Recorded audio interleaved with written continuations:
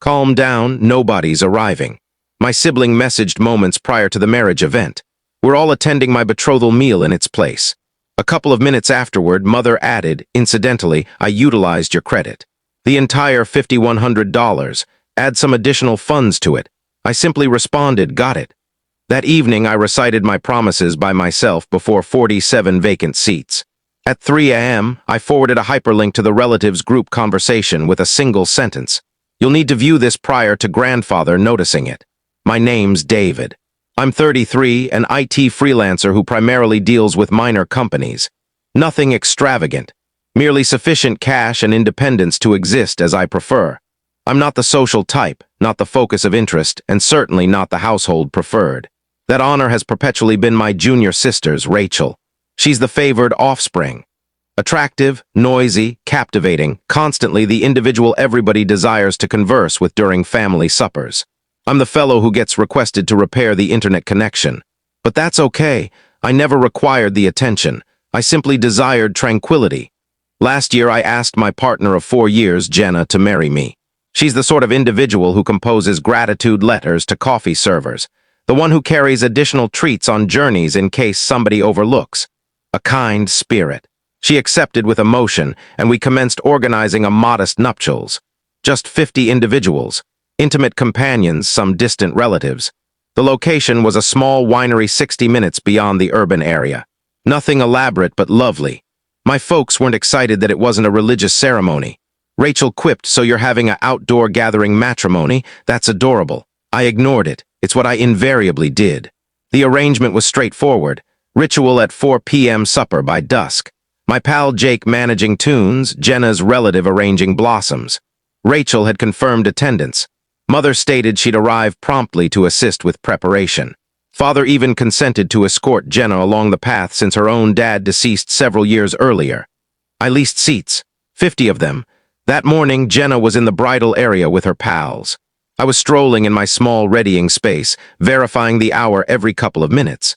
3.30, then 3.45. Nobody from my kin had shown up.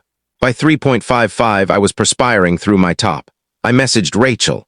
"Hey, you folks en route." The viewed indicator appeared, then zilch for a full minute. Then arrived her response. "Calm down, nobody's arriving." I gazed at it, not comprehending. Then another message vibrated in. "We're all at my betrothal meal in its place." What? A couple of minutes afterward, another alert, my mother. "Incidentally, I utilized your credit. The entire $5,100. Add some additional to it." I didn't answer. I merely remained there, blinking, while externally the celebrant stuck his head in to inquire, "Are we prepared to commence?" I affirmed. "We are." That evening, I recited my promises by myself, before 47 vacant seats. At 3 a.m., I forwarded one communication to the relatives group conversation. "You'll need to view this prior to grandfather notices it." Then I attached a recording and I went to rest. Let me rewind. Rachel's perpetually been the core of our household circle. When we were children, it was minor matters. If I achieved an A, Rachel received a grin and a "You're very intelligent." If I achieved a B+, I received perhaps attempt more diligently next occasion. When I repaired Mother's computer, I was simply performing what David constantly does. When Rachel revised her Instagram description, Mother would phone to discuss it for 40 minutes. By the period we were both grown-ups, it wasn't discreet anymore. Rachel obtained a promotion position at some specialty public relations company in the city center. I secured an extended agreement handling rear-end frameworks for a healthcare equipment firm. Mine compensated superior, had perks, genuine accountability. But guess who received the household festivity supper with bubbly? Not the fellow repairing servers, that's certain. The finances aspect became complicated very quickly. Rachel became accustomed to everybody rescuing her, exceeded her initial credit limit at 23. Father settled it to safeguard her rating. Got dismissed from her second employment for missing too many shifts. Mother labeled it a harmful workplace atmosphere. When she desired to rent a high-end vehicle despite her beginner wage, guess who endorsed the financing? You guessed it, me. It's merely for a year, she'd stated, until I get advanced. That was 4 years prior. She never got advanced. I was still receiving the notices. It wasn't as if I had funds to waste. I was earning reasonable earnings, certainly, but I was cautious with it. I had a humble residence, operated a 10-year-old Honda, consumed homemade dishes 90% of the period. Everything surplus went into reserves, with a psychological reminder. This is for Jenna, for the residents, for our matrimony, for existence together. Jenna was aware about the finances issues. She wasn't delighted. I informed her it's merely kin. They'll improve, and she trusted me. God, I wish she hadn't. My folks handled Jenna like she was acceptable.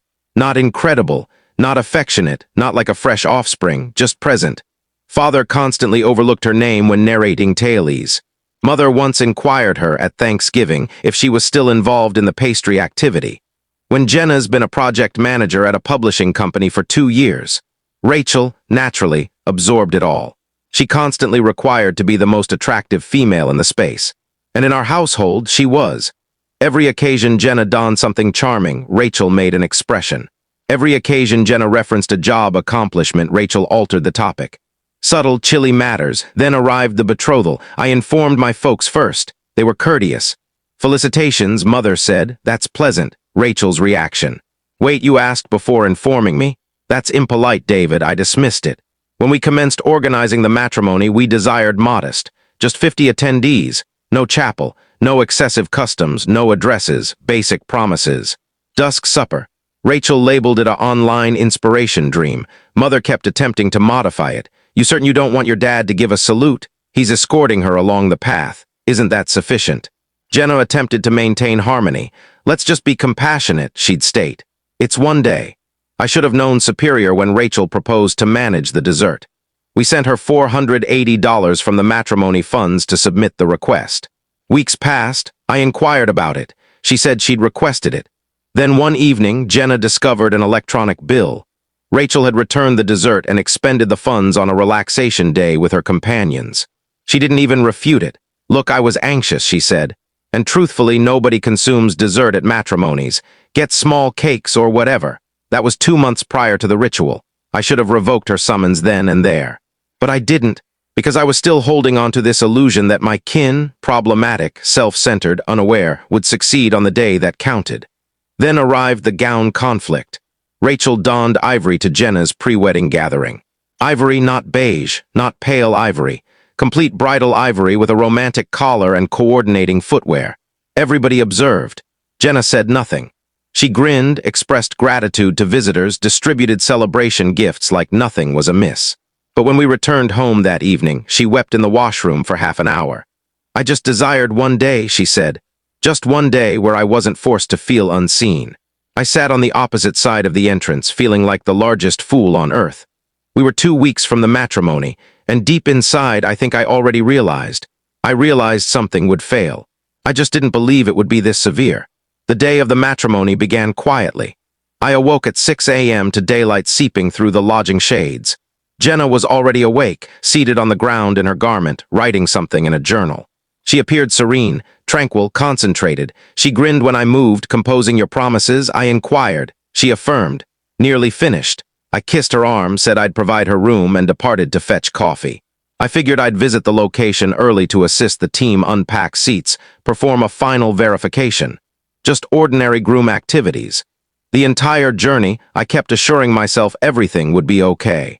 At 10 a.m., my phone vibrated. It was Mother. Hey, just an alert, Rachel mentioned there might be a postponement. Don't fret. I didn't consider much of it. Rachel's constantly delayed. Hair, cosmetics, excitement. I answered, okay. See you all by 3. She didn't reply. By 2:30, visitors had begun to show up.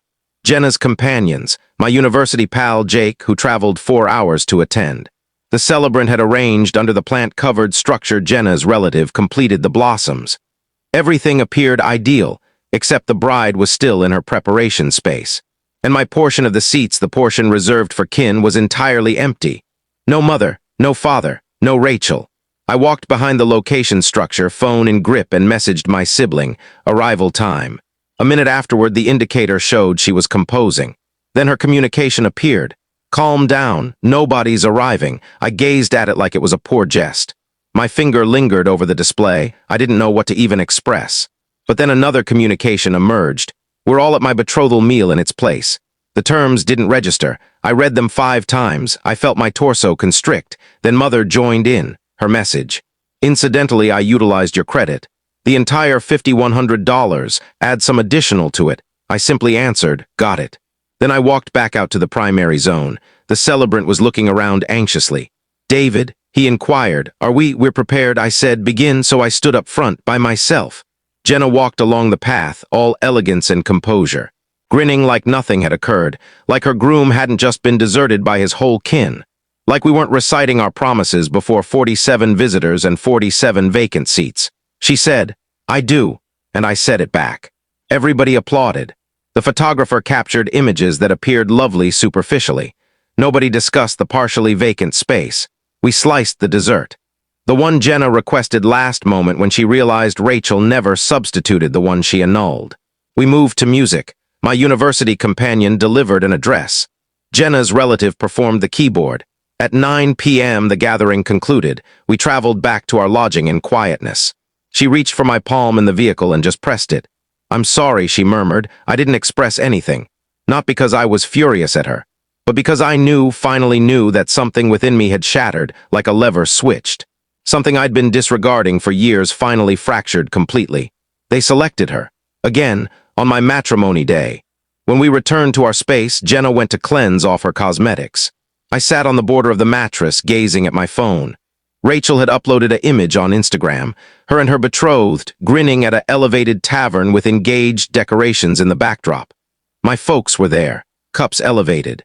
Corresponding grins. I kept gazing at the photo. I didn't weep. I didn't hurl the phone. I just felt chilly. Then I opened my computer. See, what Rachel didn't realize, what none of them realized, is that I had a pastime. A minor one, really. Just a small YouTube profile I'd initiated during isolation. Technology guides, humorous acts, individual logs, nothing massive. But I'd maintained it for years. Over time, it gained some momentum. One of my recordings on repairing a frequent Windows issue had gone somewhat popular. I had 68,000 followers, enough to gain extra earnings, enough to provide me a stage. So that evening at 2:53 a.m., I captured something. I sat in my matrimony attire, still wrinkled, neckwear loose, expression neutral, and I spoke into the lens. I narrated the tale, not theatrically, not shouting. Just details. Today was supposed to be my matrimony.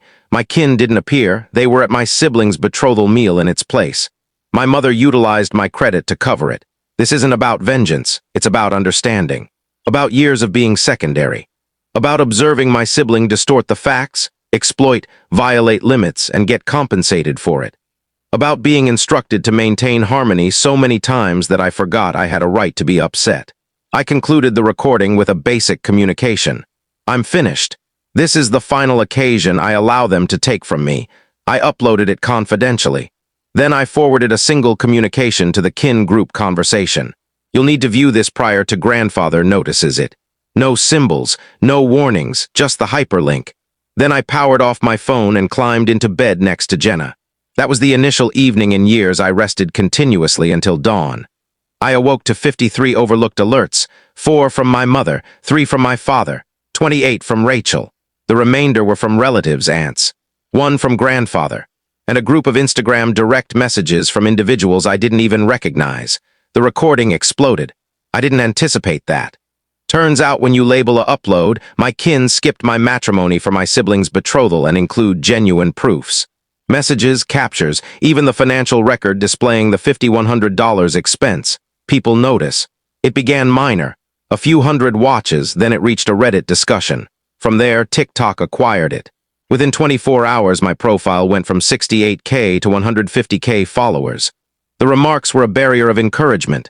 "Dude, this is harsh. I can't believe they did that. Your sibling is outright unjust. Jenna's a monarch for supporting you. This struck harder than any kin drama film I've ever viewed." Rachel's Instagram became confidential within 6 hours. My folks didn't upload anything at all. Not even their usual weekend morning meal. Absurdity. The quietness was prominent, but the kin conversation, that was disorder. First arrived father's communication. "David, what is this? Remove that recording now." Then mother. "This is profoundly unjust. You're exposing confidential kin issues online. We were just attempting to back Rachel." Then Rachel herself, a complete composition. "You're revolting for doing this. You made us appear like villains. You're distorting everything. That recording is a total disloyalty. You know I was organizing my betrothal for months. No regret. No recognition of what she'd done. Just fury that I'd revealed the facts. I didn't answer. That evening, Jenna prepared noodles. We sat at the table like any ordinary Tuesday pair. Except now she had a spouse with a minor devoted audience and a kin controversy popular in 3 online forums. "You all right?" she inquired. "I think so," I said. "Just exhausted. I'm proud of you." That signified more than she realized. The following few days were a haze. One of my former instructors emailed me. A previous colleague from an old IT agreement messaged, saying he viewed the recording with his spouse and wept. A matrimony photographer I didn't even recognize offered us a complimentary photo session as a redo. But what really affected me was grandfather. He phoned me 2 days later, voice trembling. "David, I viewed the recording. I prepared myself, but then he said I always suspected they preferred Rachel. But this shattered my spirit. I didn't express much, just heard. I want you to know," he said, "if I'd realized what was occurring. If someone had informed me how severe it was, I would have expressed something. I should have expressed something years prior." He sent Jenna and me a matrimony present the next day. A payment for $5,000 with a memo. "Use this for something that brings you joy, not them." I wept when I read it. That weekend, Jenna and I departed the area. We reserved 2 nights in a lodge up north. No internet, no messages, just silence, foliage, a hearth. Alcohol, the pause was necessary. Back home, things began disintegrating. For them, not us. One of Rachel's companions, someone who'd observed the betrothal meal uploads, remarked on the entire circumstance. "So wait, you realized the matrimony was that day, and you still selected that schedule." Another companion stopped following her, then another, then a relative. The network began to crumble. I learned from a kin member, my mother's sibling, that there'd been a yelling dispute at a kin morning meal the subsequent Sunday. Grandfather had labeled them egotistical and negligent. Mother departed. Father followed. Rachel evidently wept and asserted I controlled the web. Whatever that signifies. Meanwhile, Jenna and I returned to actual existence. She resumed employment. I continued creating material. My messages were full of appeals for discussions. I rejected them all. This wasn't about fame. It was about releasing, about establishing the boundary. One evening, about 2 weeks after the matrimony, I got a tap at the entrance. It was Father. He appeared fatigued, more aged somehow. "I just want to converse," he said. Jenna remained in the other space. I permitted him to sit in the sitting area. He didn't even contact the cup of water I provided. "I didn't realize they were doing that," he began. "I promise, I didn't express anything. I believed they were arriving later. I believed they'd at least appear by supper. Your mother said it was just a brief visit at Rachel's occasion. I didn't realize." He faded. "Then you observed the seats," I said. He affirmed. "And you observed the expense." He recoiled. "I informed your mother not to utilize your credit. I informed her, but she did." Quietness. "Why didn't you phone me?" I inquired. "Why didn't you message or even clarify?" "I was embarrassed," he said softly. "I didn't know what to express. I trusted him, at least partly, but it didn't matter anymore." "You permitted her to do it," I said, "all of it. For years. You permitted her to handle me like an oversight. You permitted Rachel to acquire whatever she desired. You never halted it." "I know," he said, "and now it's too delayed." He looked down. "You can still be her dad," I said, "but you're not mine, not anymore." He departed after that. Didn't shout. Didn't debate, just exited the entrance like a man who'd finally comprehended what he'd forfeited. I haven't received communication from him since. Jenna and I relocated 3 months later, a fresh residence, new beginning. We framed one of the matrimony images, just the 2 of us under the dusk, no audience, ideal. Sometimes individuals still identify me online. They say, "Hey, aren't you the fellow from the matrimony tale?" I grin. I say, "Yeah, that was me," and I'm not embarrassed. Because for once, finally, I revealed the facts, and I selected tranquility, even if it meant shutting the entrance on individuals I once labeled kin. It's been 9 months since the matrimony. I haven't communicated with my mother since the day she messaged me about utilizing my credit card. She attempted emailing once, around holiday season. A 3-sentence regret sandwiched between indirect critical remarks about how kin should remain confidential. And we all commit errors. I didn't answer.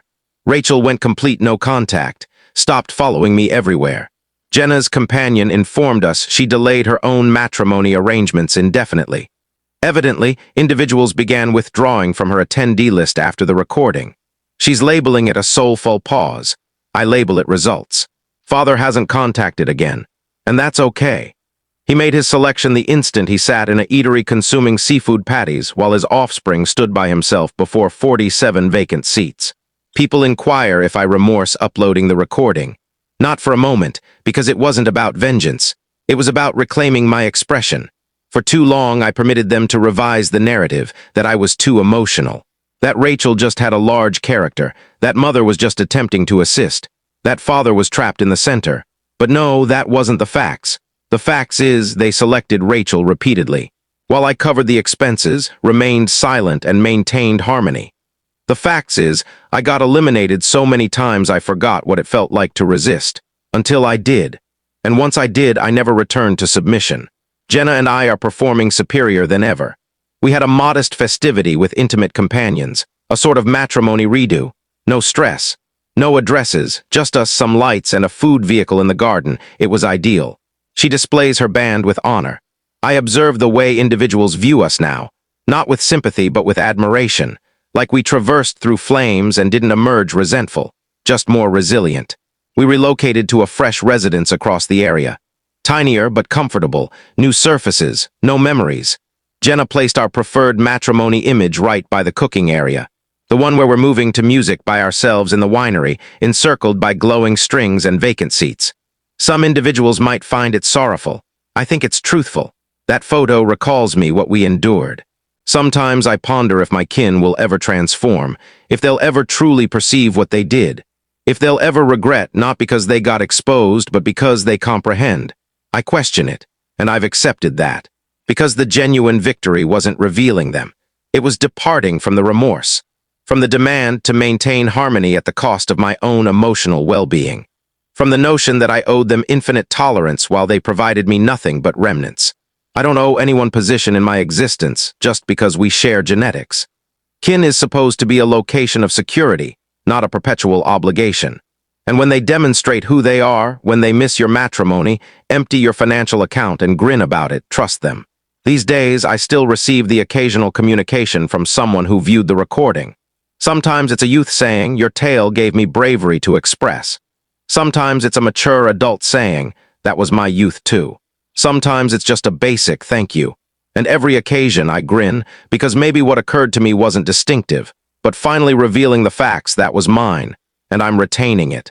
And if you're perusing this, if your kins ever made you feel like a reserve option in your own existence, I want you to realize something. You don't require their consent to depart. You don't require their endorsement to safeguard your tranquility. You get to select who has entry to you, and sometimes the most courageous thing you can do is shut the entrance. Softly, without excitement, without anger, just tranquility. And when that quietness establishes, when they finally comprehend they can't contact you anymore, that's when they'll grasp what they forfeited. And by then, you'll be far away.